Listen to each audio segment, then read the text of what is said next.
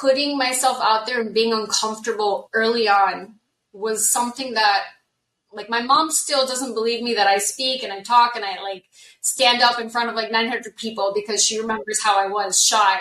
But I'm like, nothing will make you shy when you're forced to do something that's incredibly uncomfortable and doing it over and over and over and over and over and over again.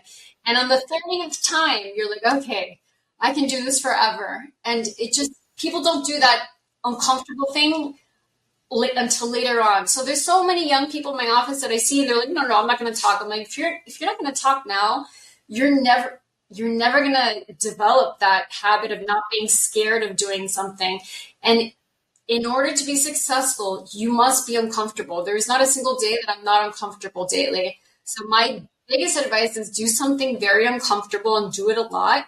For me, it was asking for money for a great cause.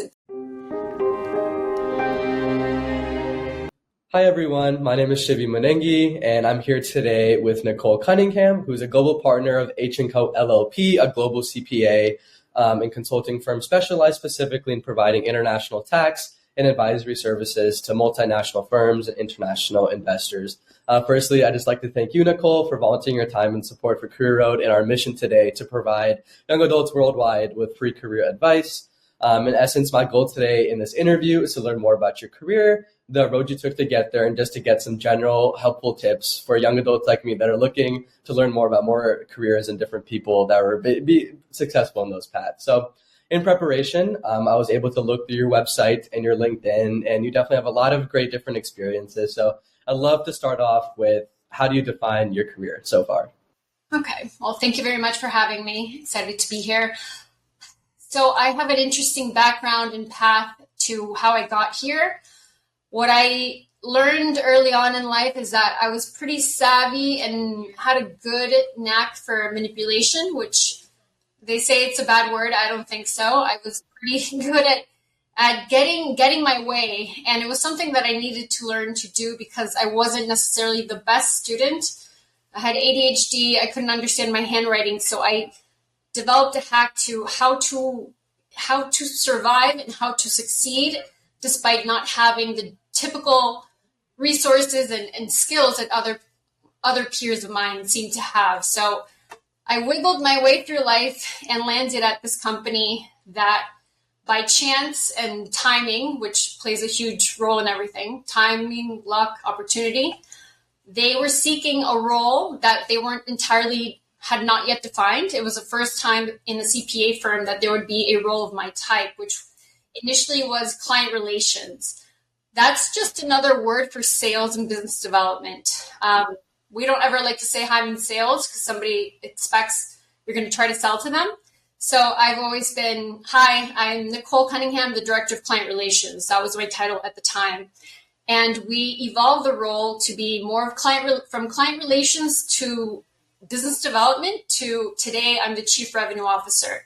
So I've left all that hiding behind and really focused my career today in making sure we hit revenue targets, consistently come up with different revenue opportunities. I keep track of what is our competition doing, what's coming up in the future.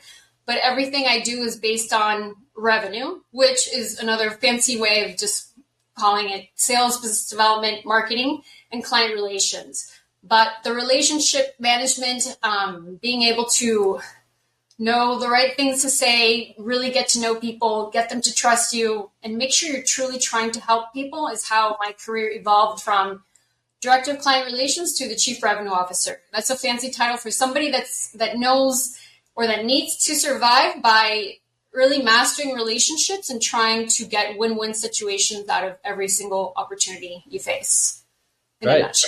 Yeah, no, that's great. That seems like a really inspiring journey from where you were to where you are today. And you touched a lot about all of the daily operations you do, but I'd love if you could just walk through kind of what a typical day looks like in the job from the second you get into the office to when you leave, and maybe everything that happens in between. Perfect. Okay. So every day, obviously there's no formal typical day, but if there's nothing really set on my plan, what I'm looking at is our sales management platform. I like to see where we are, how we are compared to prior 3 years, analyze any trends, make sure we're on target, meet with the team briefly to see, do we have enough product? And we're in a service business, so we don't actually have a product, but I like to productize all our services. Do we have a compelling sale? Are we seeing any changes in the market? Is there anything happening in the sales process that's not entirely optimized and that's maybe causing a little hiccup or slowing something down? I like to check on that daily because what I think has enhanced my role significantly and what has really made me successful is digging into the details of how to optimize the sales process. Right. What our firm is really good at is making sales go fast. Our proposals template, send it, same email, same onboarding process, and making sure that it's running smoothly and that everybody's doing. So all day I'm fine tweaking the sales process and making sure we've got a steady line of products and a steady line of leads and that we are on track to hit goals. That's more or less a day-to-day. Cool. Yeah. And within all those roles that you have in a day, do you find yourself interacting in a team setting a lot of the time, or do you kind of manage a lot of different people under your kind of the revenue department? How does like that kind of part of your job work? So I manage about 3 teams that have different functions. One's purely the sales business development team. The other is the client relationship building, the networking team that's making sure we're meeting potential leads that the sales team can sell to. And then I'm meeting with the marketing team that's making sure that we are creating the proper trust building content, creating pull related content so that the networking team and the sales team are cohesively working all together. So I meet with 3 main team managers, and they meet in terms with their own team. Then I meet with management with my partners. I handle the sales roles, and they handle operations, and then management and tax and advisory. So we all come together, and that's how the teams like interplay more or less. Awesome. Yeah. So you've mentioned a lot of different roles, a lot of different sort of things that happen under your job as the chief revenue officer. But with all of that, what do you like most about the job, if there is anything, or do you kind of love all the different roles that kind of play into one role? Well, that's part of it. I like change. If I was doing the same exact thing every single day, I'd go crazy. So in sales, there's always an opportunity for you can start a brand new company daily within the same company that you're in, especially now with AI evolving so fast. Like essentially I work at a new company every single year, and I've been at the same firm for 15 years. So I like that there is change and there's significant opportunity, and I like to feel like, okay, I'm going to get there first and I'm going to get there fastest, and who else is doing that? And I love competition. I thrive off of it. I like to see what everybody's doing. So the CPA world and the tax world, professional services field is always like evolving, and there's so much competition that it keeps you like on your toes all the time. Right. That's what I love most. Right. Awesome. Yeah. And with that, right, I'm sure there's a lot of challenges that come up on a daily basis, whether that's like short term or long term, internal or external within the company.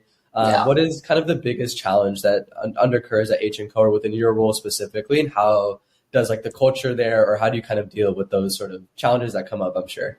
So challenge, and something I've faced all my life, is that of course I think I'm always right. And then I'm like, no. The way I want to do it, I'm pretty sure is the right way. And I learned this time and time again that you have to collaborate with other people. I finally have grasped the concept that actually you have to. It's good. It's a welcome learning experience for yourself. So that's really been something recently I've leaned into. But the challenges are, you want to set a price at a certain rate. Somebody says, oh, no, this price, it's either, I think, too high or too low. And getting everybody to either agree to your idea or to see if you can buy into their idea, allowing yourself, okay, I'm going to trust them, but I'm going to give it a certain time limit, check in again, make sure that I come back to them, showing them proof or examples if it's not necessarily the best idea, but getting everyone to buy into the same idea, executing in a very uniform manner is always the biggest challenge when it comes to revenue management and sales, I think. Yeah, no, that completely makes sense. And like you mentioned, I'm sure there's a lot of conflicts that occur with other people, whether that's like with other clients that you're working with. Me personally, I've already experienced, whether it's in like a small group project here, if someone's idea is clearly not what's best for the group, but like in those sort of settings where you have to kind of deal with another person that's conflicting with your goals or whatever is best for H and Co moving forward, how do you kind of deal with those personal conflicts that happen with other people? Is there like a method that you've come across now, or do you kind of just have to go by the situation? I try not to be the girl that cried wolf, which was something that early on in my career, I would, no, I don't agree. And I'd kind of fight for everything. And I always did it every night. I'm like, am I doing what's best for the client? If you're client centered, client focused, you will always win. You can never win going, how are we going to win? So I know in my heart of hearts that I'm very client focused and client centric. So because of that, I also make sure, okay, Nicole, is this a battle you need to get into, or maybe save it for something that's truly important for you? Therefore, really, really picking, choosing your battles and knowing like what's your foundational principle that's going to guide you, and saying, is this what's truly best for the client? Not necessarily for us. Why? Because it always ends up being what's best for us in the long run. So that's my guiding principle.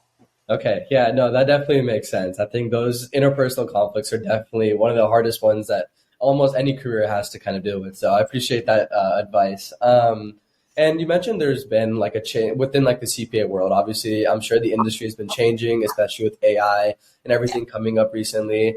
Do you just have any like perspective on how the industry has changed, especially as you've been at the same company for almost 15 years now? And how you kind of have, and how your role has kind of had to adapt to what the industry has presented. Yeah. So the industry as a whole has gone a lot of competition from non-CPAs that are trying to use AI to automate bookkeeping functions, which is seemingly continuing to be a very difficult challenge because so many different banks, so many different ways that the banks produce bank statements and transaction descriptions. For example, you can go to Best Buy and somebody might think you bought an appliance, but because Best Buy sells everything, they could have bought an iPod and desk and a TV and a workout equipment. So the evolving way that everybody's selling everything has changed the accounting industry and made it a little bit actually more difficult to automate accounting because Amazon could be any other expense and there's not enough detail. So everyone's trying to get into accounting, which has led for a lot of price competition. Because every industry seems to be trying to be a little bit of everything, it's also made that component of automating accounting very difficult. So I'm like, okay, let's stick to what we know. And we know that we are actually certified public accountants as opposed to just AI automation experts, which I don't think will ever beat the accounting industry, at least not yet, crossing my fingers. So that's been a big change. However, it's going to be interesting to see. There's no clear winner, no clear way the industry is going right now, but it's going to start defining itself shortly, more and more. Yeah, that completely makes sense. And how is like H and Co, like as a company or as a firm, kind of distinguishing themselves within this field that's changing with like these new players coming in that don't specialize in accounting in the first place? So I'm trying to develop like a new model of service. There's a lot of people going to the self-serve, and then there's the high-end firms that are always going to do specialty work. But I think there's what I would like to be is the Zara of accounting.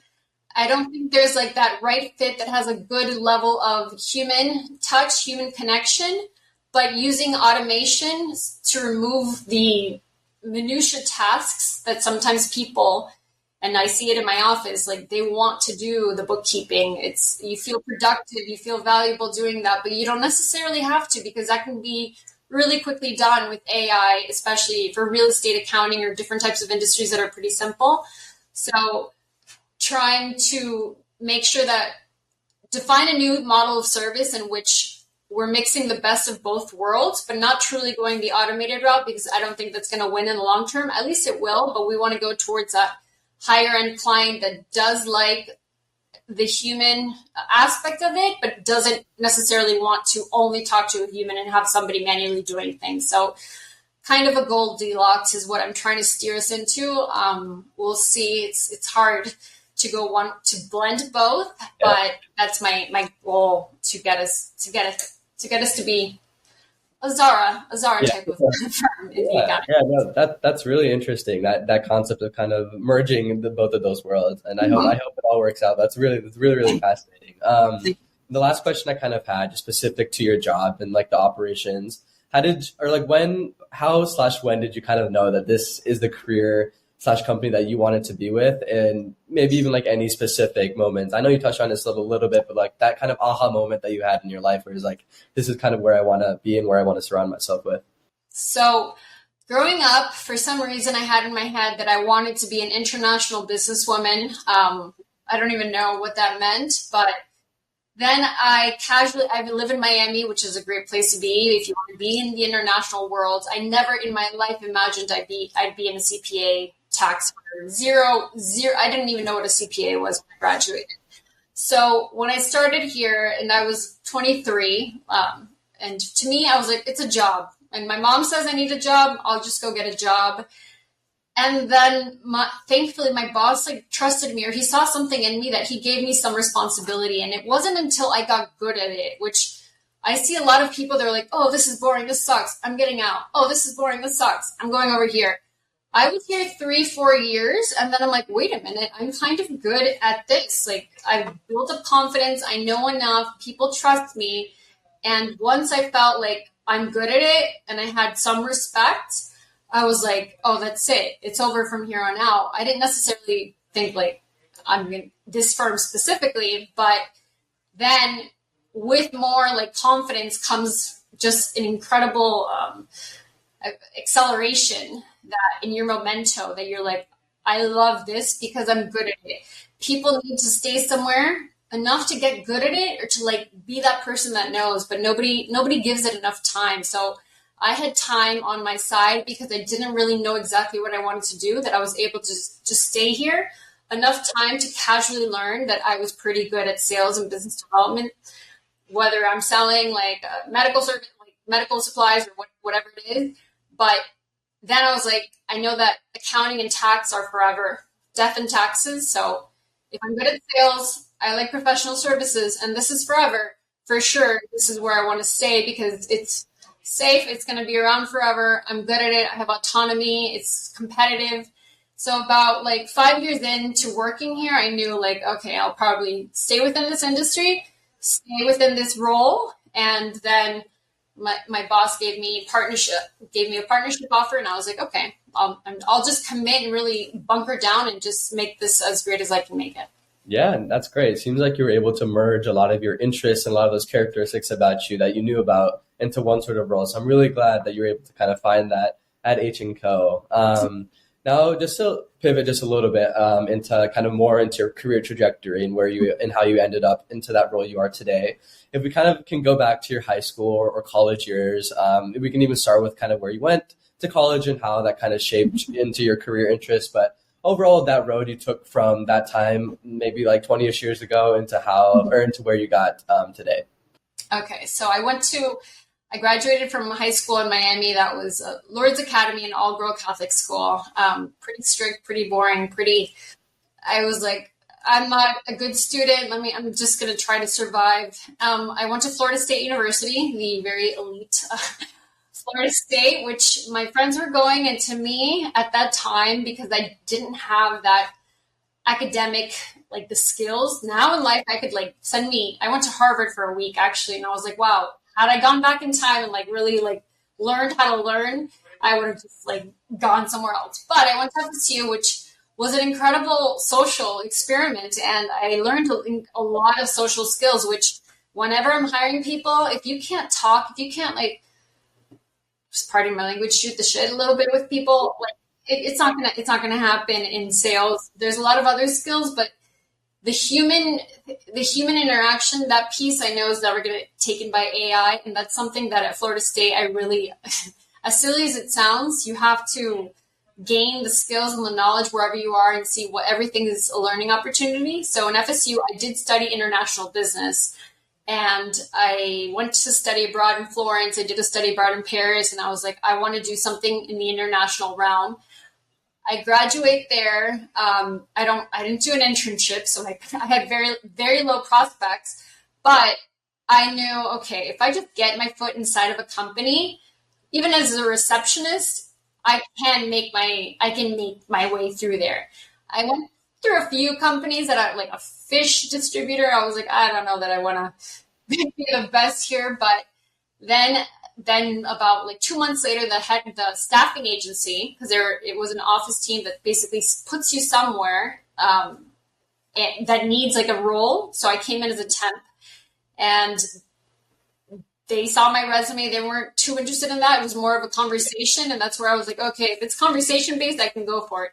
Not if it's GPA based, I'm not going to win. If it's anything like internship, job history, I'm not going to win. But give me a chance, personality wise. You need somebody to go out and talk to like the neighborhood bank. I can do that. And those are the skills that I had accumulated that got me through. Once I got here, I could like read and study all day long, because I finally realized like, no, I'm actually pretty good at paying attention, and I don't understand my handwriting, but I understand my typing. Yeah. So those skills have developed later on, but not sure if I answered your question. I went through here, but yeah, of course.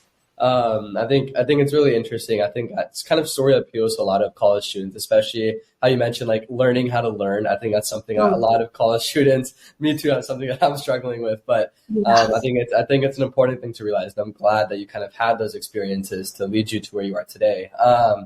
And I'm just curious, since you have been at H&Co for almost 15 years now, like you mentioned, can you kind of talk through how the company has been for you, like the culture and all that throughout these years? And if you have any future plans within H&Co or anything beyond that moving forward as well. So yeah, I've been here for 15 years, which as a millennial, I graduated high school in 2003 and college in 2007. So I think it's extremely rare to find a millennial that has been at one company for 15 years. Nobody I personally know has done that. But it was a company of 13 people. It was a small company. Today we're 900 plus. But it was 13 people at the time, and it was me, my boss, 2 accountants, 2 CPAs, and very small. So the culture was just like a family. And thankfully, by arriving there, by basically being there before others, I'm your boss because I started here before you did. Maybe had you started at the time, at the place, at the moment, this might be different. So the culture, thankfully, my boss trusted me. He never micromanaged. He kind of understood that I wasn't like super academic, like I'm here. And he gave me room to grow up and to be myself a bit. And I always had that like, oops, oh my gosh, he knows that I'm kind of just like goofing off a bit. That little guilt that now I cherish it. I used to be like, oh no, I can't believe I have this skill. Let me get rid of it. Now I'm like, okay, if I don't have it, what would happen? So that guilt, I've learned to like acclimate to it, and it's something that's not necessary, but it's something that keeps me here. My boss has been very much a non-judger, which created a very safe space for one to have ideas, to try things. I don't know that it happens too often, but I think if you give people the trust in you to do something, and you have to be convincing, then you can make a culture it depends on the people, but you can make the culture that you want a firm to be if you talk to the right people and really compel them to listen to you. So our culture's evolved tremendously. I mean, from 13 to 900, we're a full like corporation with an HR. When I started here, there was no HR, and that's been difficult in acclimating to that, but it's an entire change. However, the same essence of who we were when we were 13 people is still there. And I think that has a lot to do with like the founder and the leader and just trying to keep it as boutique as possible, despite being a very large company. Yeah, no, that's awesome, especially the fact that the culture has stayed the same. And I think the culture of a company is really important to kind of the success metrics behind it. I'm just curious, do you have like any big takeaways or lessons that you were able to get kind of starting from a company that was, like you said, 13 people and seeing it grow from 13 to 900, and how that's kind of shifted your perspective on like a career in general? So being very observant and like noticing the detail, like hyper aware of tiny details, will will make you be able to transform any organization you go into. So one thing I learned early on is my boss got a lot of referrals, but he was always in meetings. And I was like, who's checking your email while you're in meetings? You're probably getting a lot of recommendations. And then we implemented, why don't you automatically send them to me? Of course, it's a big risk because you don't want somebody to see all your emails, but he's like, why don't you bring me into the meeting, and then I'll just swoop in, give them my card, and just be the liaison. So if they ever want to speak to you, send you a referral, I'm the one that they're sending it to. Sure, slowly but surely, I became that main person that when there was a recommendation or referral, thankfully everybody needs an accountant many times, they would come to me, and then I'm like, okay, we need a proposal that's quick and easy to send because it's annoying that we have to write this. So I added pandadoc.com like early on. We were one of the only CPA firms that was using like an automated proposal template that you just fill in a few things, and just catching on to what can improve this very basic function to really make the company go a little bit faster, 1% faster each year. 15 years later, that's been snowballing. And we were billing $2 million when I started, and today we're in total global, we're going to bill about 98 million. And I'd say over 50% of that was organic growth and just modeling. This is how we engage. This is how we send the thank you email. This is how we send the proposal. This is how we onboard the client. This is how we request the information. This is when we check in. This is how we deliver, and like standardizing that process and just hiring the right people that will buy into the process and make a little bit theirs is truly what the skills that I learned. Like, this is something that I could bring. And I think in automating any process, if you just go in with that mentality, like what's something that this company or this organization is doing that seems, it goes well, but it could be 1% better. You don't change it. Just make something slightly better, and tiny little like improvements will really, really add up. It's incredible. Yeah. Yeah, that's really interesting and intriguing, especially how I guess the company was able to embrace that over the last 15 years, like you mentioned. And I think the last question I have kind of about your career trajectory and path is going back to your time at FSU. How important do you believe that the school you go to in relation to how successful you are in your career, or is it more just about kind of how you really embrace the time about where you are instead of like the name of the school or anything like that? I think it's a little bit of everything. If you go to like Clown University and you're just trying to get in somewhere through your resume, maybe not the best, but since I knew, I'm like, okay, what's my resume say? I went to FSU, which it's a great school, but it's not one of the best. I have no internship, so I can't try to apply online. I need to be face-to-face. So I'm going to go through a headhunter that just puts you like in staffing jobs, like as a receptionist, and I'm going to be the best receptionist or the best billing or the best like minuscule role and climb my way up. That's always my recommendation. If you don't know entirely what you want to do and you don't necessarily have the best, like you don't feel like your resume is strong, just try to get in front of anyone somewhere that you're like, I could kind of build a home here for at least 4 years. You don't have to love your job. A job, they pay you for, there's a reason they pay you. But you can eventually. But you don't have to love your job in the first 5 years. Don't try to worry about that. If you try to go into like NASA, and maybe that's where you can go through your resume and like the college that you went to, and your GPA will get you through. But I think anyone can be successful despite, or in addition to having gone to a grade school, or if they didn't go to grade school, or if they don't have the best background.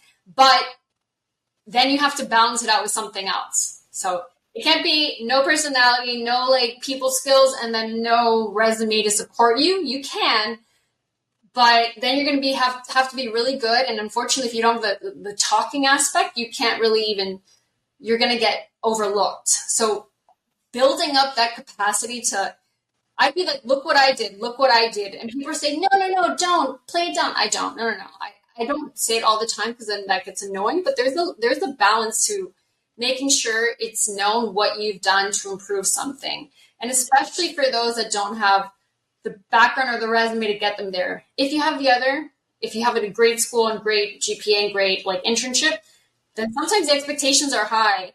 And some people might be like, oh, this person's just such a goody two shoes. They're so used to getting, so you have to then come in a little bit more modest and like a little bit more subtle and a little bit like quiet about your thing. So it's a balancing act of what's louder and balancing the other aspect. But when it's incredible accolades and the expectations are too high, that's something you will always be up against, but then delivering delivering consistent to it and letting the work speak for itself for other people, not for the people from my background. I have that. You have to like really just shine and make it known. Other times you can have those accolades, have that background, and then do good work, and that will get noticed on its own. Yeah. Yeah, no, that's really great advice, I think, overall, because there's so many young adults that are in all those different situations that you mentioned. So kind of talking about like how you can embrace that part of you into a future career is really, really helpful. And sort of like that, leading that into our sort of last section of questions here. Again, thank you for all the wonderful insights and advice that you provided so far. But some specific questions about advice. What just general tips do you have for any young adults that could be early high school, early college students that kind of want to set them up for a career like yourself, and specific to what you've been doing at H & Company or H & Co. And so any just general tips and advice for students like me would be really, really awesome. So one very specific advice I'd have is to either work or volunteer for a nonprofit and do something very uncomfortable, which is asking for money or asking for donations. It's actually my first job. Before H & Co, I did have one long, like a 1.5-year stint at the American Cancer Society, which was in donor relations and income development. And it was asking for money, which was terrifying, absolutely horrifying to me at the time. And putting myself out there and being uncomfortable early on was something that, like, my mom still doesn't believe me that I speak and I talk and I like stand up in front of like 900 people because she remembers how I was shy. But I'm like, nothing will make you shy when you're forced to do something that's incredibly uncomfortable and doing it over and over and over and over and over and over again. And on the 30th time, you're like, okay, I can do this forever. And it just, people don't do that uncomfortable thing until later on. So there's so many young people in my office that I see, they're like, no, I'm not going to talk. I'm like, if you're not going to talk now, you're never going to develop that habit of not being scared of doing something. And in order to be successful, you must be uncomfortable. There's not a single day that I'm not uncomfortable daily. So my biggest advice is do something very uncomfortable and do it a lot. For me, it was asking for money even for a great cause. It's still potential rejection, asking for money. It was in 2007 when the economy was like absolutely terrible. So that was horrible. But doing that and doing it a lot early on, because if you start doing it when you're 40, like I'm 39 and I started so young that now I can run circles around any 50-year-old that's just starting because they just grew through the company. And now 15 years later, because of just being there, they got like titled. I was a partner after 5 years, and it's because I did uncomfortable things all the time. Yeah, no, that's really good advice, and something I think that will be definitely very applicable to a lot of college students, especially think about uncomfortable situations. It's really hard to kind of make that step. It's really easy to get comfortable. You can't be like, today I'm going to do it. No, I started working at a company, thankfully by need, because I was like, I need a job, and like this company's accepting, and of course they were, and I had to daily. But you have to put yourself like sink the ships, because you're not going to do it on your own. So finding ways, like signing up to volunteer. Even if you don't want to, then you're like, oh crap, now I have to because I signed myself up to do it. Like, things like that. Do things you don't want to do, and then you just, now I have to. That's the only way. Yeah, that's great. And I'm sure you learned so much from those uncomfortable situations outside. And that applies so much to your future career. So that's great advice. What are, like, with all that being said, like, what are kind of 2 or 3 keys to a successful career overall, looking back at yours, and overall, what does success mean to you? So 3 keys I'd say are to be a lifelong learner every single day. I ended up learning accounting and tax. Like, I think I can do a better tax return than most CPAs, because if somebody asks a question, I'm not like, well, I'm not a CPA. No, I'm like, let me see. All information is free. And my mom always said, why not you? So I'm like, yeah, why not me? Like, I think that if they're like, Nicole, I need you to build a spaceship. I'm like, okay, if I read and I learned and I acquired the skills. So always being open to learning, reading the small print and the directions. I can't tell you how far ahead I've gotten over certain people just because I read the directions and the instructions. And like, I've impressed certain attorneys that are like, wow, you're the first person that's ever like noticed that. And I'm like, it was right there in the IRS instructions, like page 1. And thankfully, since I actually don't know it, I'm able to, like, I'm forced to read it. But I tell everyone, read the small print. Don't get so lazy that you're like, oh, I know that. No, read each line every single day. Listen to a video, like, there's time to goof off. Of course, you need that, but you could always learn 15 minutes a day. Imagine every single day I've listened to like a podcast or something, and I've been developing skills that I've been now listening to for hundreds of hours on end. So lifelong learner, always keeping yourself humble. Like, no, I don't know how to do that, but always also knowing that you can do anything. Just like, there's no reason you shouldn't be able to do what every single other person has done, except unless you don't have the literal, like, the body parts. And that's like I can't ever be a contortionist for sure. But like other things in terms of knowledge, I think everyone has the capacity to do that. So lifelong learning, being humble, but also being very like confident in your capacity to do it. Those are the 3 skills. And then what was the other? Oh, what does success mean to you overall? Success means that every day I get up and I enjoy. I'm not like every day. I do love my career, but I'm not expecting, oh, I love it today. No, there's going to be days where you're like, I don't want to do this, or days where you're like, oh, this is boring. What am I doing? But success is knowing every day I get up and I enjoy my day, not what I do, because you're not always going to enjoy what you do. For the most part, you should, but I enjoy my day. I look forward to what I'm about to do. I feel like I make an impact I'm able to nurture and mentor a team, and their success, it fills me up more than my own success, because I feel like I've changed a life. Helping clients, like, truly, sometimes people are like, oh, they're millionaires. They don't understand what the IRS is trying to say. Like, just seeing every single person as like a human being that just needs a little bit of help, and being able to help them and feeling good about it, and going to sleep and feeling like you can rest easy at night and get up the next day and do it all over again. Like, that to me is success. Money, great. Other things, great. But just feeling like, okay, today's like, I'm not miserable, and I'm kind of looking forward to this. I'm not saying, oh, I'm so happy, I love this. You don't have that. Should be a general overall feeling that you should enjoy it, but that people think you need to love what you do. You need to be good at what you do. You need to become good at what you do, and you'll love doing it.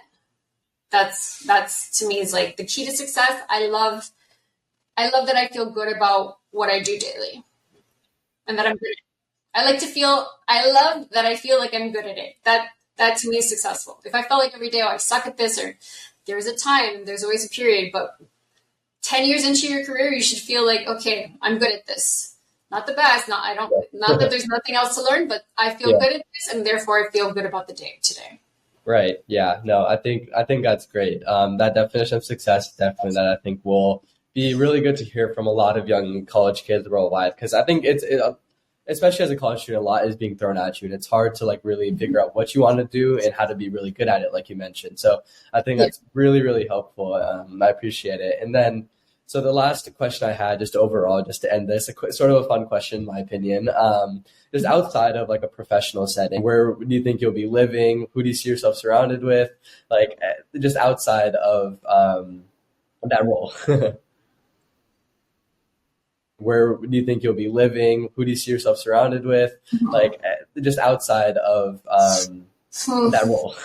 Even if everything was possible, I think in 5 years, I hope I still am in the same exact moment. Like, I genuinely, that we've gotten a little bit better and better at automating the silly minutia processes that bog us down, that everyone feels like they are working in providing advisory and value, and that we are continuously growing. I want to continuously always be growing. I wouldn't be happy if we were like, okay, we're going to stay here.